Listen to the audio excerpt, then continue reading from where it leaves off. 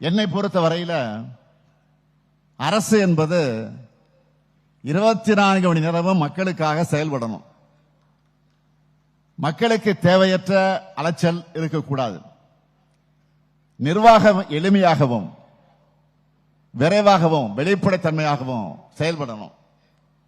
இத மனசுல வச்சுதான் பொதுமக்களான உங்களுக்கு எந்தெந்த சேவைகள் எல்லாம் அதிகமா தேவையோ அதையெல்லாம் உங்களுடைய வசதி, நீங்க வசிக்கக்கூடிய அந்த இடங்களுக்கு பக்கத்திலேயே வழங்கணும்னு முடிவு செஞ்சு 2023 நவம்பர் முதல் 2025 மார்ச் வரை 3 கட்டங்களாக மக்களோட முதலெண்ண திட்டத்தை செயல்படுத்தணும்.